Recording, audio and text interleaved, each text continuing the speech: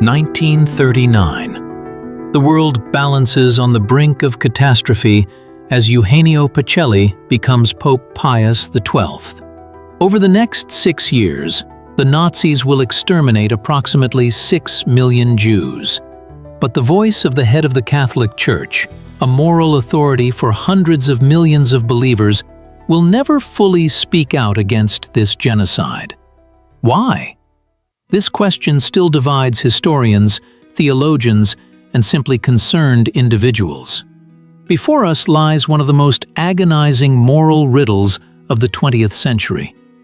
Possessing precise information about the mass extermination of people, wielding international influence and spiritual authority, Pius XII chose a path of cautious diplomacy and non-public actions. His supporters call this a wise strategy for saving the maximum number of lives under impossible conditions.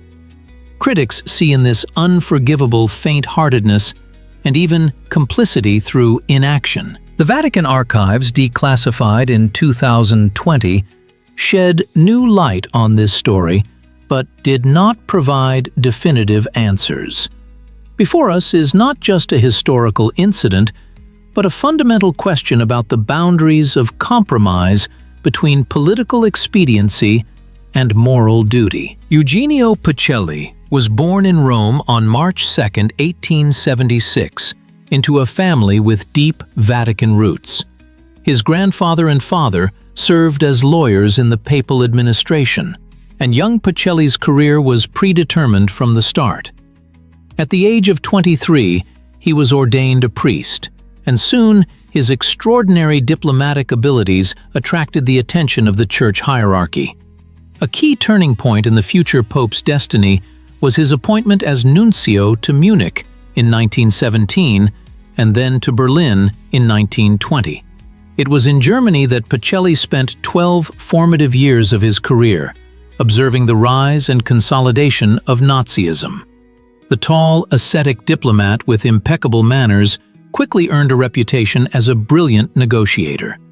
His relations with the German political elite were complex.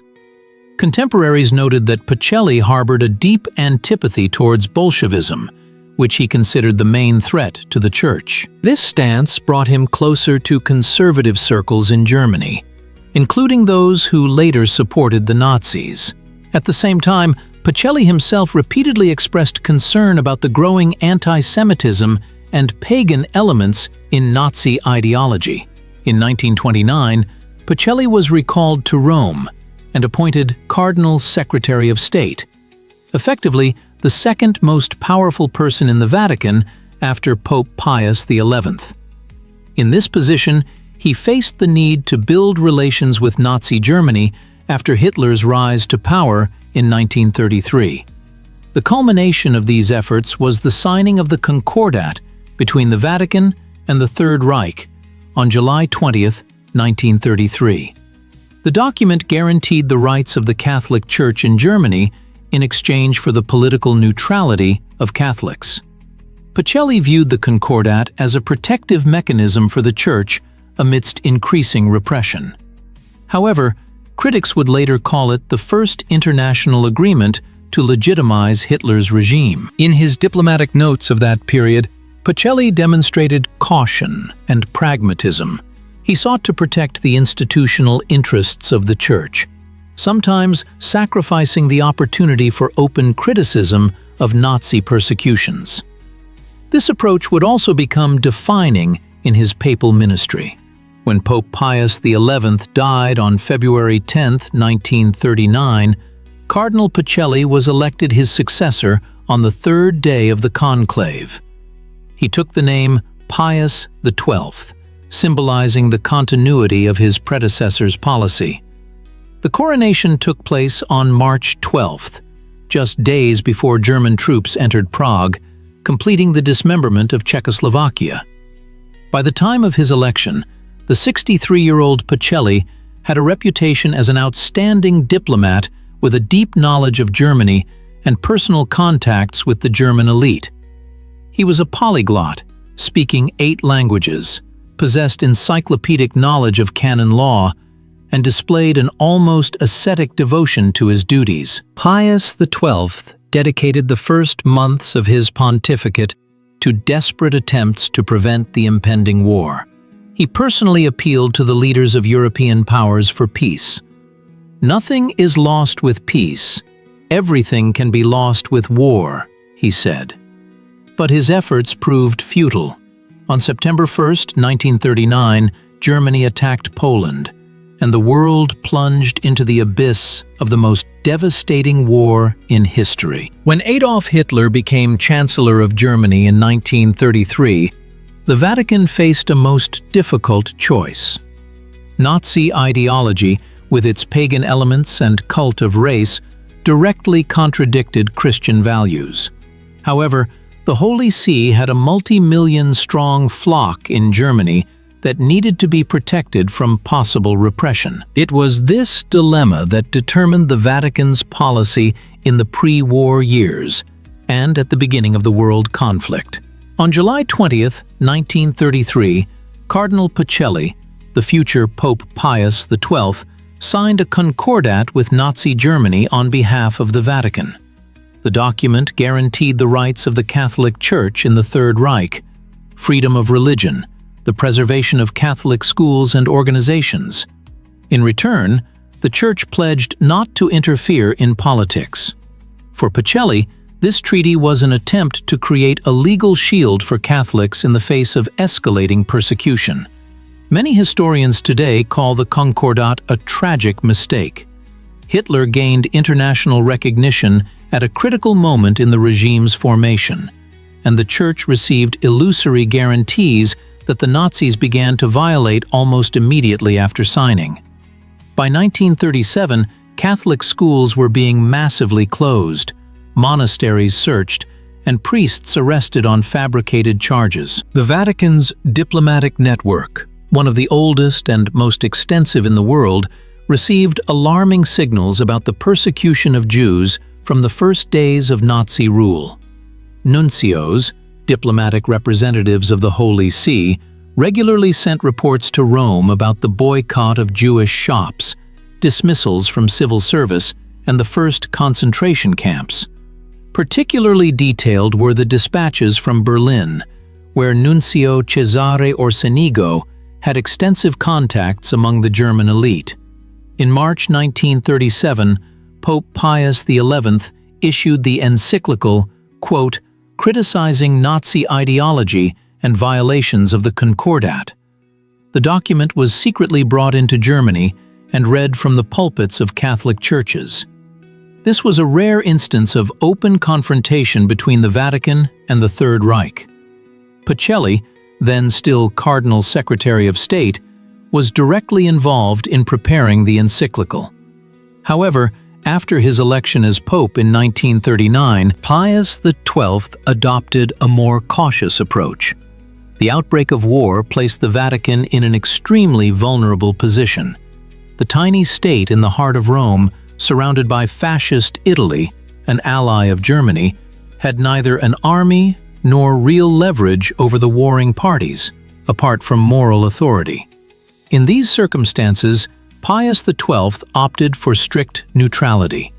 He refused to condemn the Nazi invasion of Poland, a country with a predominantly Catholic population. Instead, the Pope limited himself to general appeals for peace in his first encyclical, published in October 1939. The document contained a condemnation of racism and totalitarianism, but did not directly name Nazi Germany or its crimes. The first reports of the mass extermination of Jews began to reach the Vatican in 1941. Particularly important were the dispatches from Slovakia, where Nuncio Giuseppe Burzio informed Rome about the deportations of Jews and their probable fate. By 1942, the Vatican had detailed information about the, quote, in the face of this information, Pius XII chose to act through diplomatic channels. He sent protests to the governments of Germany's satellite states, Slovakia, Hungary, Croatia, where the influence of the Catholic Church was significant. In some cases, these démarches had an effect. For example, in 1943, Vatican intervention helped temporarily halt the deportation of Jews from Hungary. However, a public condemnation of the Holocaust never materialized. The Pope's Christmas radio address in 1942 contained only a vague mention of hundreds of thousands of people who, through no fault of their own, sometimes only because of their nationality or origin, are doomed to death or gradual annihilation. Neither Jews nor Nazis were explicitly named. The Vatican possessed one of the most effective intelligence networks in Europe during World War II. The system of nunciatures, diplomatic representations of the Holy See, covered most European countries. Nuncios, apostolic delegates, and thousands of priests daily sent detailed reports to Rome about events in the occupied territories. This was supplemented by information from bishops, monastic orders, and ordinary believers.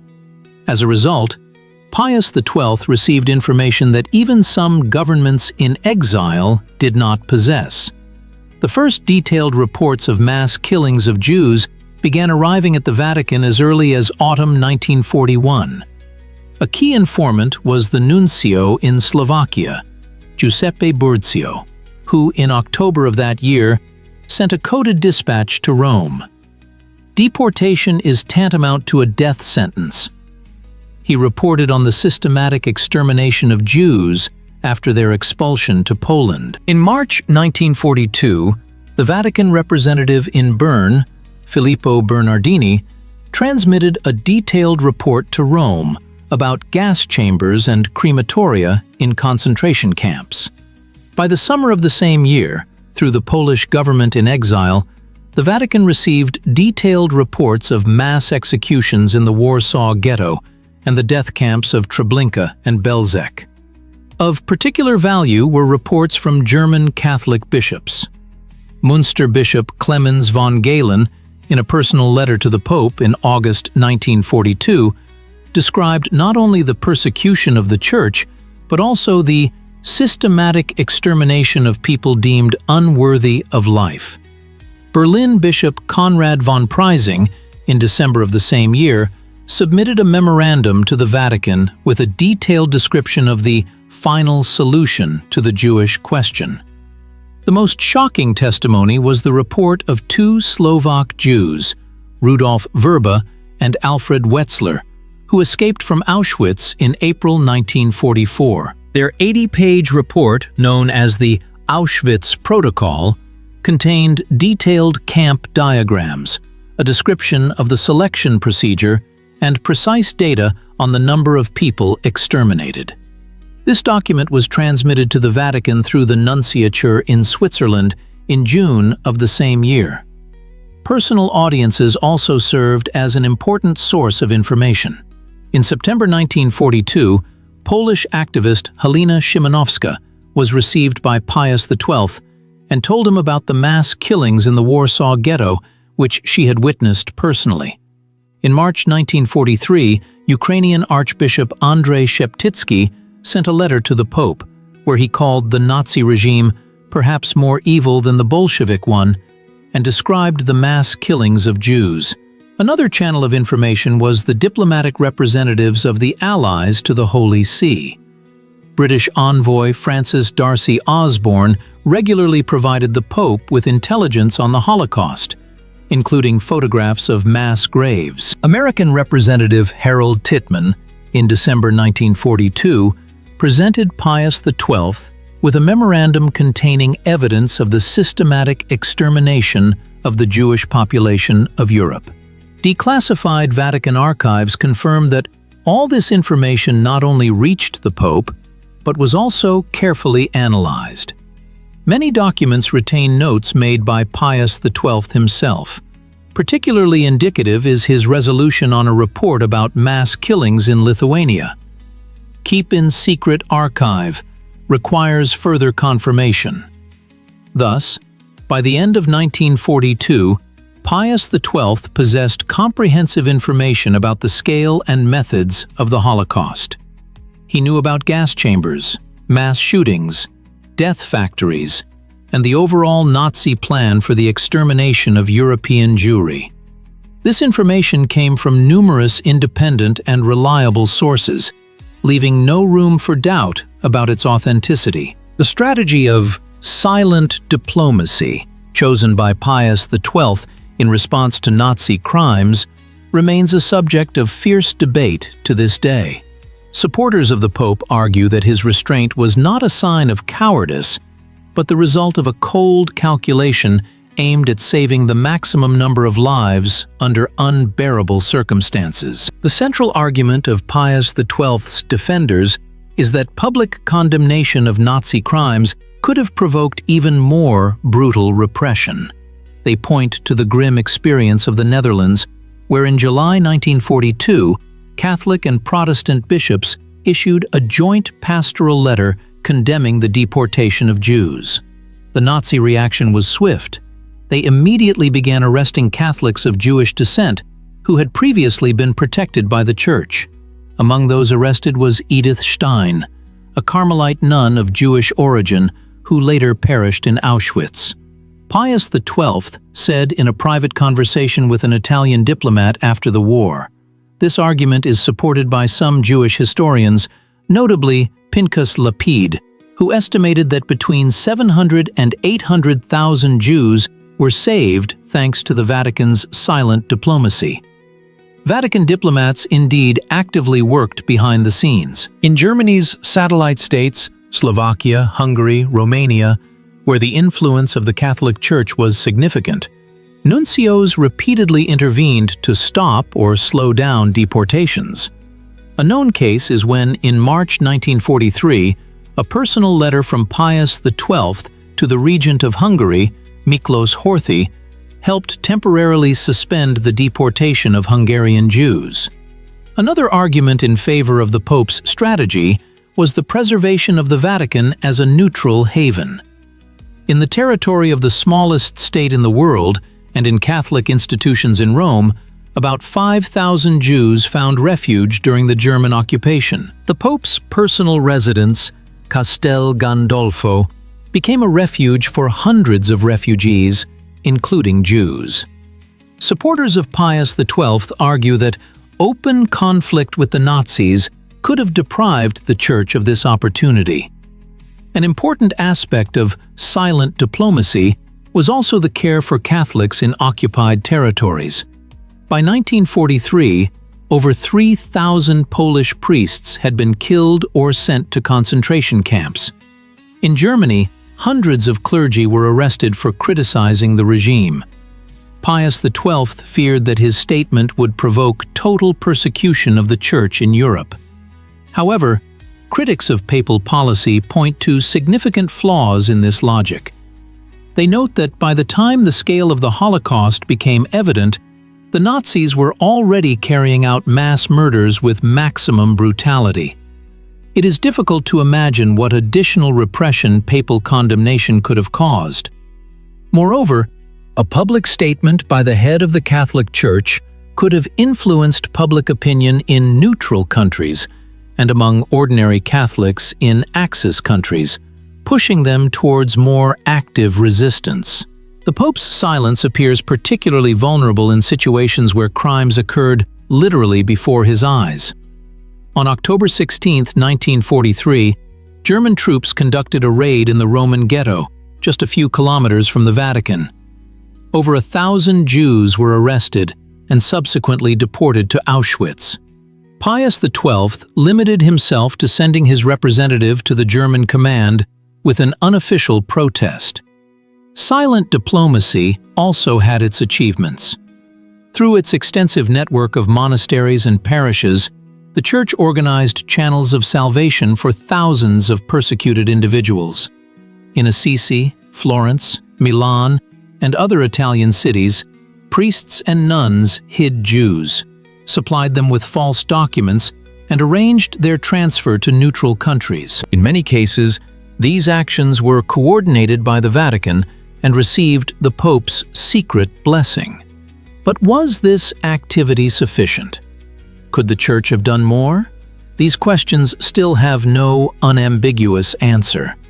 historians continue to debate whether the path chosen by Pius XII was the result of wise calculation or a manifestation of moral weakness in the face of unprecedented evil. The Catholic Church under Nazi occupation found itself in a situation difficult to imagine in the modern world. The situation was particularly severe in Poland, a country with deep Catholic traditions, where about 8 million believers resided. The Nazi leadership viewed the Polish clergy as carriers of national identity and a potential center of resistance. It was precisely for this reason that a targeted campaign of terror was launched against them. By 1941, about 2,000 Polish priests had been executed or sent to concentration camps. A special block for Catholic clergy was established in Dachau, housing over 2,500 priests, predominantly Poles. More than 1,000 of them died from hunger, disease, and brutal treatment. Archbishop Adam Sapieha of Krakow wrote in a secret message to the Vatican, "The Church in Poland is experiencing persecutions comparable only to the first centuries of Christianity. Our churches are being turned into warehouses and stables, priests are subjected to humiliation, monasteries are closed. We live in constant fear of arrest." In Wartegau, a Polish territory incorporated into the Reich, 4 out of 5 bishops were arrested, and the 5th was forced to flee. Of the 2,100 parishes, only 250 remained active. Monasteries were closed and their property confiscated. Religious education was forbidden, and teaching catechism was punishable by being sent to a concentration camp. No less dramatic was the situation in Slovenia, where the occupying authorities arrested 420 priests, a third of the entire clergy. In Croatia, the Ustaš regime, despite its formal adherence to Catholicism, did not hesitate to murder priests who refused to support the policy of ethnic cleansing. Even in Germany itself, the Church was subjected to systematic pressure. Catholic schools were closed, religious press was banned, and monastic property was confiscated.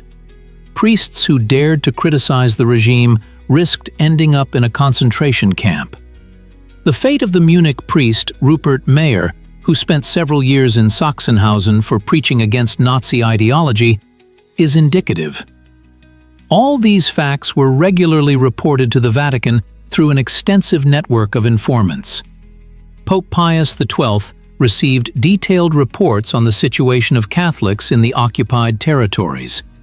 Hundreds of documents testifying to the scale of the persecutions are preserved in his personal archive. Defenders of the Pope argue that this information was the decisive factor in choosing the strategy of quiet diplomacy. Pius XII feared that public condemnation of Nazism would provoke even more brutal repression against already suffering Catholics. He believed that his duty as a pastor was primarily to protect his flock. The case of the Dutch bishops is particularly illustrative. In July 1942, they issued a pastoral letter condemning the deportation of Jews. The Nazis responded with immediate arrests of Catholics of Jewish descent, including nuns and priests, who had previously been untouched. This episode is often cited as proof that public protests could have done more harm than good. However, critics of the papal position point out that even in these difficult conditions, some church hierarchs found the courage for open confrontation. Bishop Clemens von Galen of Münster openly condemned the euthanasia program and the persecution of the church in his sermons. He was called the Lion of Münster for his fearlessness in the face of Nazi threats. In France, Archbishop Jules Gérard Saliège of Toulouse publicly condemned the deportation of Jews, calling it an act of disrespect for human dignity. His message, read in all churches of the diocese in August 1942, became a symbol of Christian resistance to Nazism. The assessment of the Vatican's actions regarding the Croatian Ustaša a regime that committed mass killings of Orthodox Serbs with the tacit consent of part of the Catholic clergy, also remains ambiguous. Critics argue that Pius XII did not do enough to condemn these crimes committed in the name of Catholicism. When history speaks of the Holocaust, we often hear about those who remained silent. But amidst that silence, there were voices, quiet yet resolute. Across occupied Europe, hundreds of Catholic priests, nuns, and laypeople risked their lives to save Jews from Nazi terror. Their stories are rays of light in one of humanity's darkest chapters. In Assisi, Franciscan monk Rufino Nicacci transformed his monastery into a refuge for 76 Jews. He disguised them in monastic robes, taught them Catholic prayers and rituals so they could pass as novices. When the Nazis conducted inspections, the refugees impeccably posed as monks bent over prayer books. None of them were discovered, all lived to see liberation. In France, nuns from the Congregation of Notre Dame de Sion saved approximately 2,000 Jewish children. Sister Denise Valentin personally escorted dozens of children across the demarcation line into the unoccupied zone, risking arrest at every checkpoint. She said after the war, in Budapest, Italian diplomat and priest Angelo Rota issued thousands to Hungarian Jews, declaring them under the protection of the Vatican. Together with Swedish diplomat Raoul Wallenberg, he created, quote, where thousands of people were hidden. When the Nazis began mass executions on the banks of the Danube, Father Rota personally drove to the execution sites and pulled people out of the firing lines, declaring that they were under the protection of the Holy See. Polish priest Maximilian Kolbe sacrificed himself by taking the place of an unknown prisoner in Auschwitz's death cell. A family man, Franciszek Gajowniczek. 2 weeks without food or water in the death bunker. Such was the price of Christian mercy. When Gajowniczek was asked after the war how he felt, knowing that another man had died in his stead, he replied, "In Rome itself, under the very noses of the Nazi occupiers, an extensive rescue network operated. More than 150 monasteries, churches, and Catholic institutions sheltered Jews. In the Brigittine convent, Abbess Maria Elizabeth Hesselblad hid Jewish families in secret rooms. When German soldiers conducted searches, the nuns would kneel and begin to pray loudly, diverting attention from the sounds emanating from the hiding places. To what extent were these heroic actions sanctioned by the Vatican? Declassified archives reveal a complex picture. Officially, Pius XII never openly called on Catholics to save Jews. However, there is abundant evidence of his tacit support for such initiatives.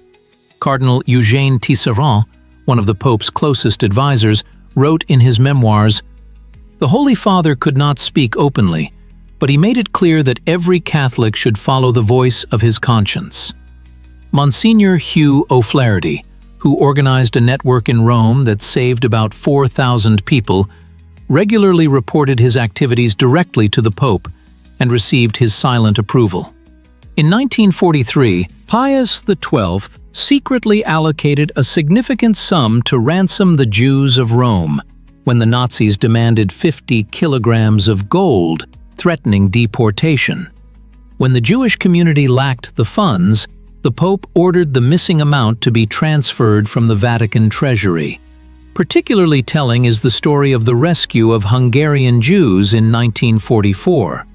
When the Nazis began mass deportations, Pius XII sent a personal letter to Hungary's regent Miklós Horthy, asking him to stop the suffering of many unfortunate people solely because of their origin.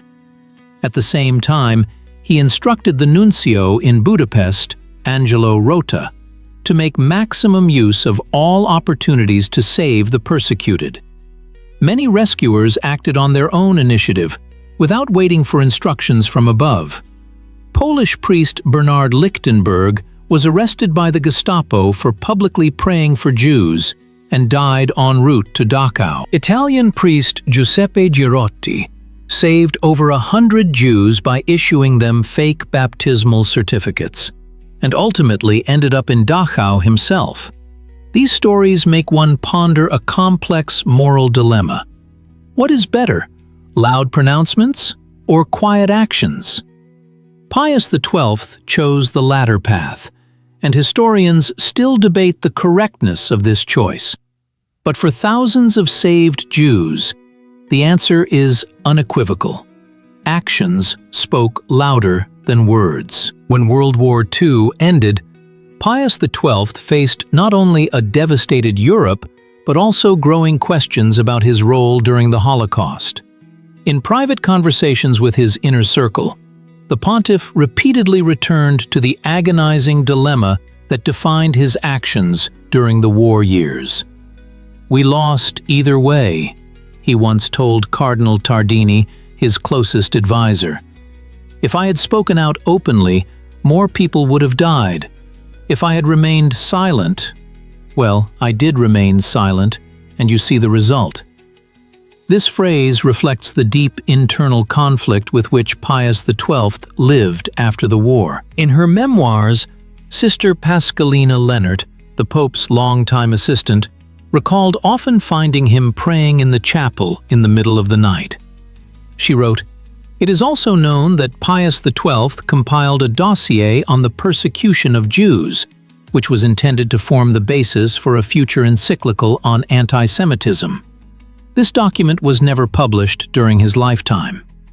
In public speeches during the post-war period, the Pope never admitted the erroneousness of his wartime policy.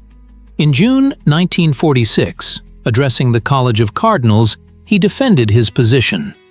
Jewish leaders of the early post-war years offered conflicting assessments of Pius XII's actions. Chief Rabbi of Rome, Israel Zoli, saved by the Vatican during the Nazi occupation, was so grateful that in February 1945 he converted to Catholicism and took the name Eugenio, in honor of the Pope's secular name. This gesture provoked a mixed reaction in the Jewish community. On the other hand, many Jewish organizations expressed disappointment at the Vatican's insufficiently decisive stance. Reuven Resnick, a representative of the Jewish Agency, wrote in a 1947 memorandum, "We will never forget that when millions of our brothers and sisters were systematically exterminated, the voice of the Vicar of Christ did not sound in their defense."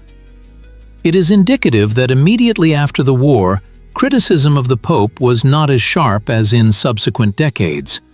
Many Holocaust survivors expressed gratitude to the Catholic Church for specific acts of salvation. Israeli politician Golda Meir, after Pius XII's death in 1958, noted his contribution to saving Jews during the war. However, already in the 1960s, after the publication of Rolf Hochhuth's play The Deputy, which critically depicted the Pope's inaction, a re-evaluation of his legacy began. Historians began to scrutinize wartime documents more closely, and Holocaust survivors more loudly expressed their disappointment at the Vatican's silence.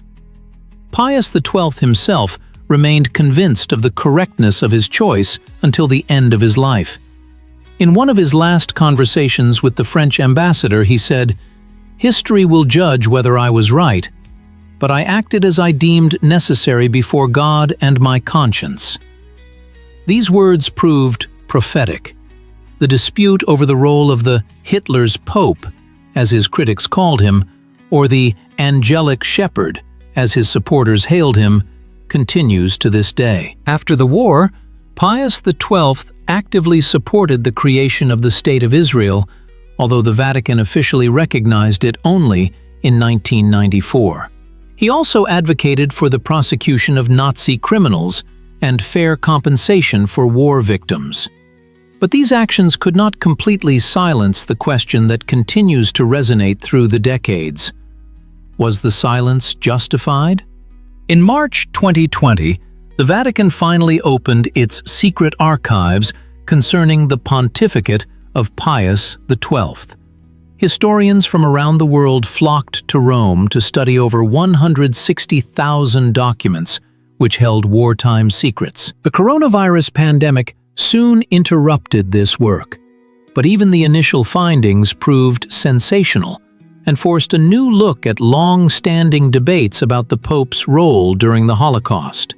Among the most important documents was the correspondence between Apostolic Nuncio in Bern, Filippo Bernardini, and Vatican Secretary of State, Cardinal Luigi Maglione. In a letter from May 1942, Bernardini conveyed a detailed report on the mass killings of Jews in Poland. A note made by Pius XII himself was preserved in the margins of the document. This short phrase confirms that as early as the spring of 1942, the Pope was personally aware of the systematic nature of the Nazi genocide. No less important and discovery were documents related to the mission of Myron Taylor, President Roosevelt's personal representative to the Holy See. In September 1942, Taylor delivered a memorandum to the Pope with a detailed description of the final solution to the Jewish question and a request to publicly condemn these crimes. Declassified internal Vatican correspondence shows that Pius XII seriously considered making a statement, but ultimately decided to refrain, fearing to worsen the situation of Catholics in occupied territories. Particular attention of historians was drawn to a memo from Monsignor Domenico Tardini, Deputy Secretary of State of the Vatican, dated November 1942. In it, he analyzed the risks of public condemnation of Nazi crimes. If the Holy Father speaks out against Hitler, the Germans will present it as a political act. If he condemns specific crimes against Poles or Jews, they will say he has become an instrument of Allied propaganda. The archives also shed light on a little-known Vatican initiative to save Slovak Jews. In 1943, when the Slovak government planned to deport the last 20,000 Jews, the Vatican proposed organizing their emigration to Palestine and other countries. Documents show that this initiative came personally from Pius XII, although he never publicly mentioned it. Among the most disturbing findings is a report from April 1943 on the situation of Jews in the Warsaw Ghetto. The document contains a detailed description of living conditions and mass executions. A resolution from Cardinal Maglione was preserved in the margins. Reported to the Holy Father, he is deeply saddened but believes that public intervention will only worsen the situation. Historians also found evidence of secret financial aid that the Vatican provided to Jewish refugees. The ledgers of the Institute for the Works of Religion, the Vatican Bank, contain records of transfers of large sums to monasteries and Catholic organizations sheltering the persecuted. Many of these transfers were personally authorized by the Pope. The declassified documents also confirm that Pius XII was aware of the deportation of Roman Jews on October 16, 1943. On that day, over 1,000 Jews were arrested literally under the windows of the Vatican. Records show that the Pope immediately sent his representative to the German command with a protest, but refrained from a public statement. Most of those deported died in Auschwitz. What do these findings mean for the historical assessment of Pius XII? Professor David Kurtzer, Pulitzer Prize winner for his research on the Vatican, believes the new documents do not provide a definitive answer. They show a pope deeply concerned about the fate of the Jews, but paralyzed by fear for the future of the Catholic Church. This was the tragedy of a man caught between moral duty and institutional interests. Israeli historian Irit Abramsky is more categorical. The archives confirm that Pius XII knew about the Holocaust in all its details and consciously chose silence. This was not just diplomatic calculation, but a fundamental moral failure. Catholic researchers point to other aspects. Monsignor Sergio Pagano, prefect of the Vatican's secret archives, notes, "The documents show the scale of the Pope's secret efforts to save the persecuted. Perhaps he did not speak loudly, but his actions saved thousands of lives." The declassified archives have not ended the debate about the role of Pius XII, but they have made the picture more complex and nuanced. They show a man who received horrifying information about mass killings, agonizing over his response, and often choosing caution instead of the prophetic voice many expected from him. These documents remind us that history is rarely black and white, especially when it comes to moral dilemmas in extreme circumstances. Moral dilemmas are rarely as agonizing as the one faced by Pius XII during World War II. The head of the Catholic Church, the spiritual leader of hundreds of millions of faithful, found himself in a position where any decision carried catastrophic consequences. His choice between protecting the institution of the Church and directly condemning the greatest evil of his time still sparks debate among historians, theologians, and ordinary people trying to understand the nature of moral leadership in extreme conditions. Pius XII's position as head of the Vatican was unique. Unlike secular leaders, he did not command armies or manage economies. His power was primarily moral and spiritual. That is why his silence proved so loud. As historian John Cornwell wrote, in his personal notes, discovered after his death, Pius XII repeatedly returned to the question of the limits of compromise.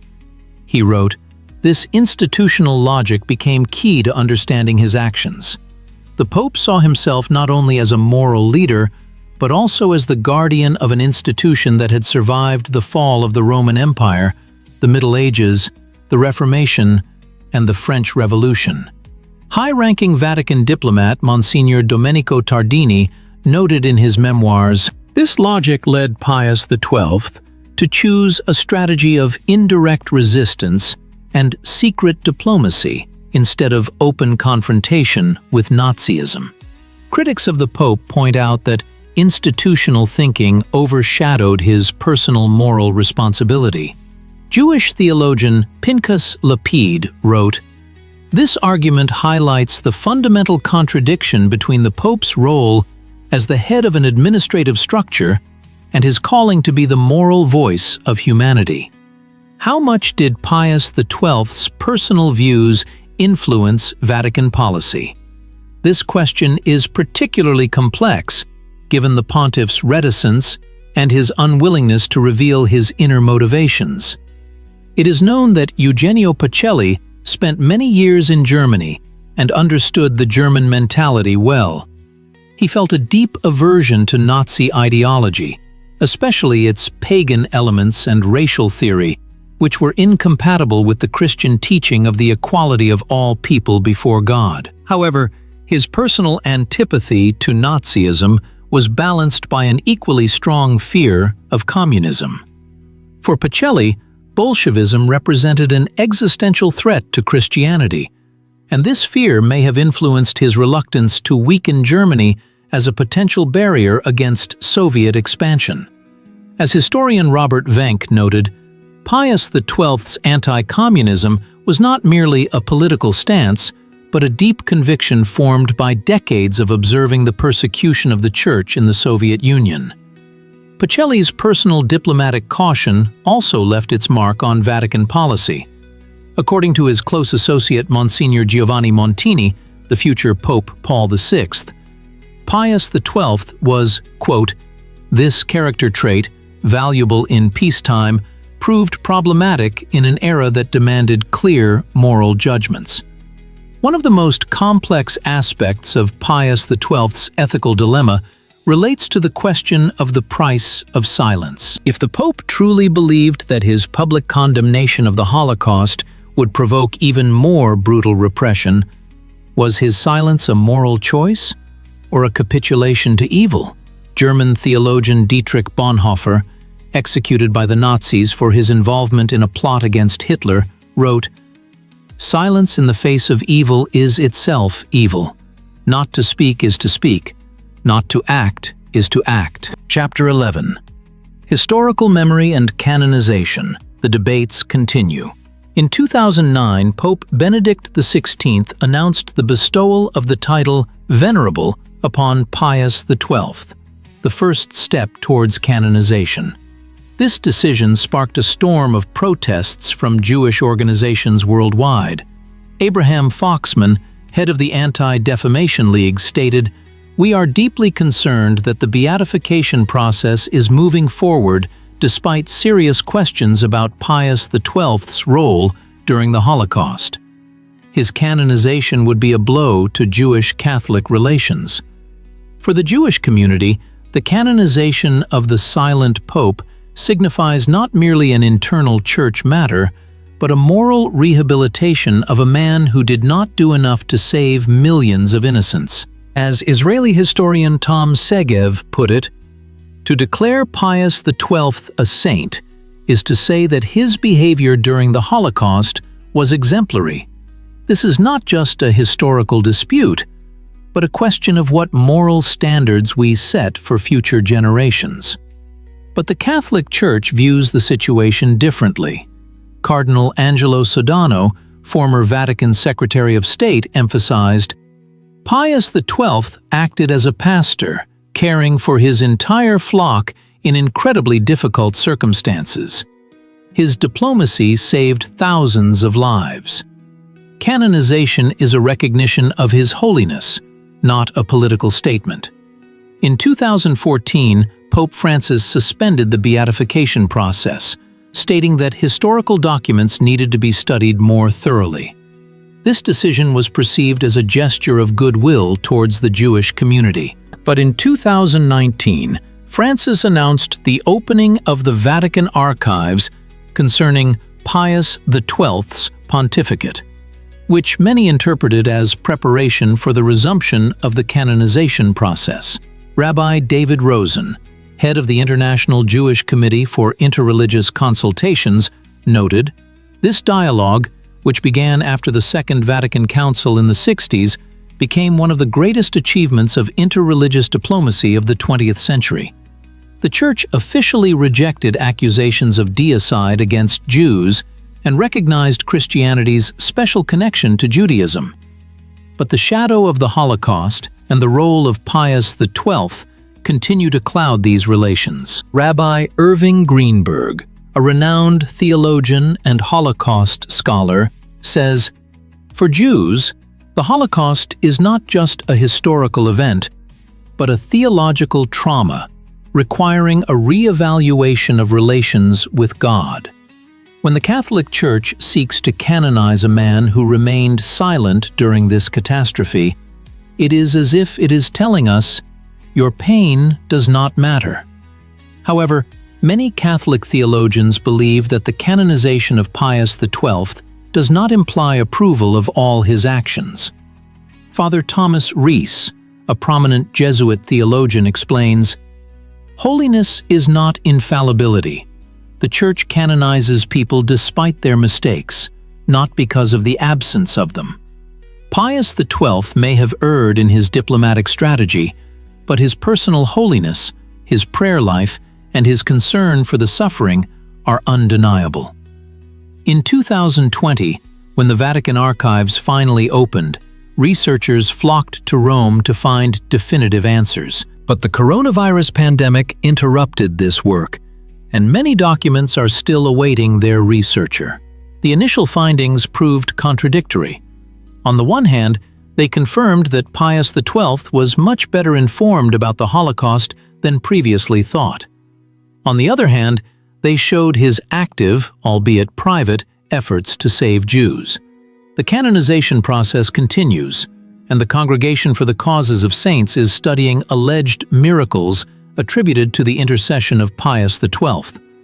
One miracle is required for beatification, and two for canonization. But even if these formal requirements are met, the main question remains, is the Vatican ready to risk a serious deterioration in relations with the Jewish world?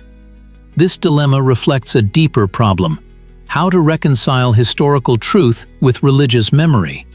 For Catholics, Pius XII is part of an unbroken tradition of apostolic succession, a link in the 2,000-year history of the Church. For Jews, he is a symbol of the world's indifference in the face of their greatest tragedy.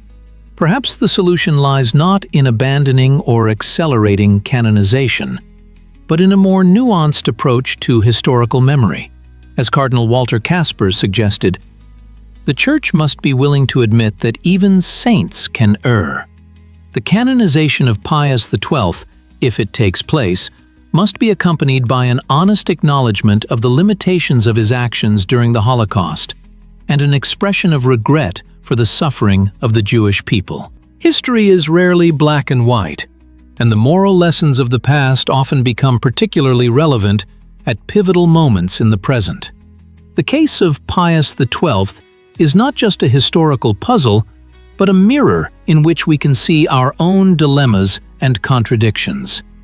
What does it mean to be a moral leader in an era of crisis? Where is the line between reasonable caution and an unacceptable compromise with evil?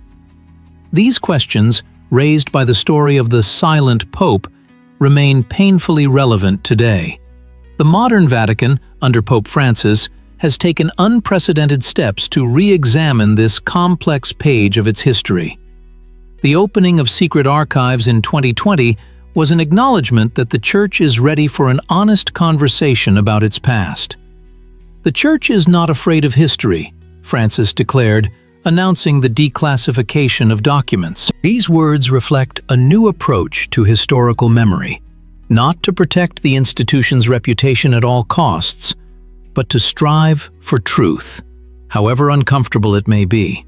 For modern religious leaders, the story of Pius XII contains several fundamental lessons.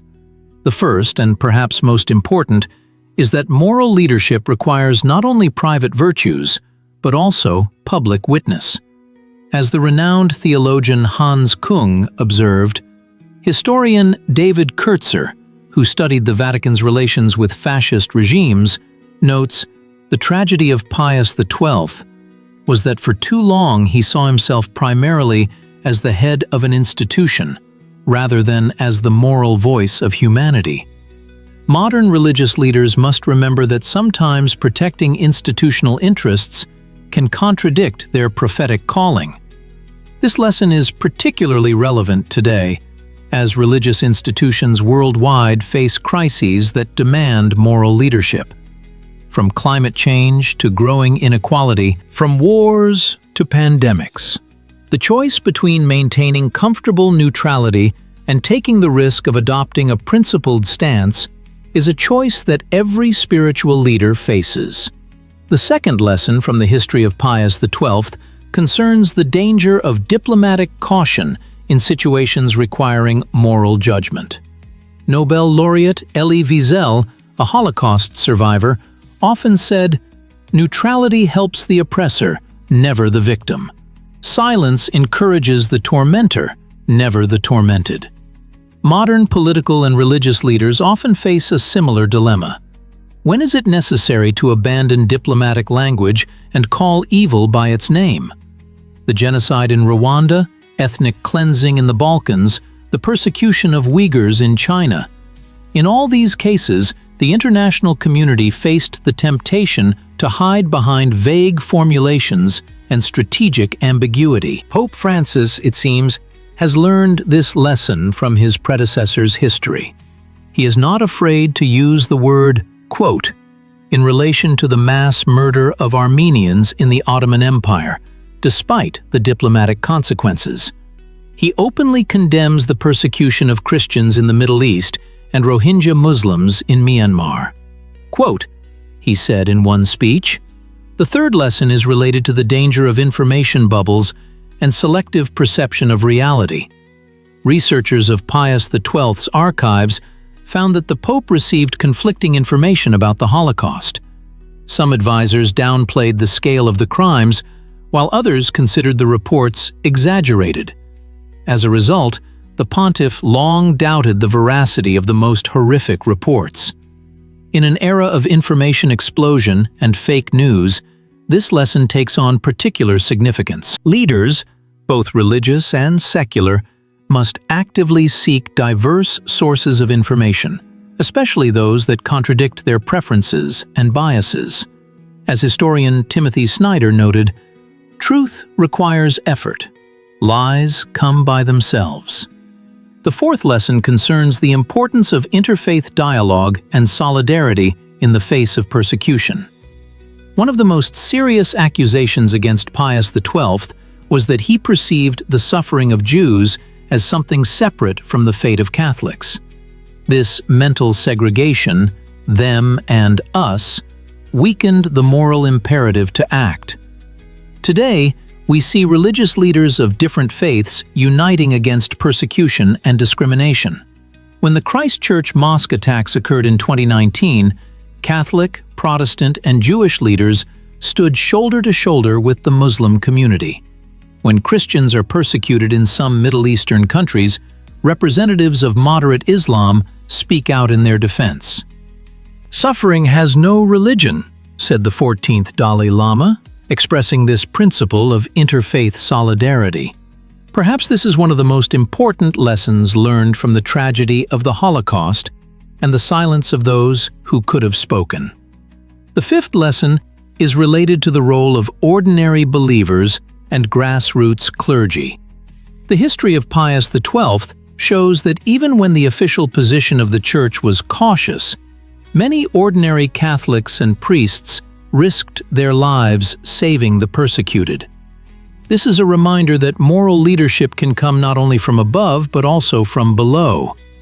Today, we see activists from various religious communities becoming moral leaders in the fight against climate change, economic injustice, and racism. They often precede their official leaders, showing that a prophetic voice can come from any part of the religious community. Ultimately, the story of Pius XII reminds us of a fundamental question. What does it mean to be a moral leader in an era of crisis? This is not just a historical question, but a challenge that every generation faces. As Rabbi Jonathan Sacks said, "Moral leadership is not a position or a title. It is the willingness to stand up and say, 'This is wrong.'"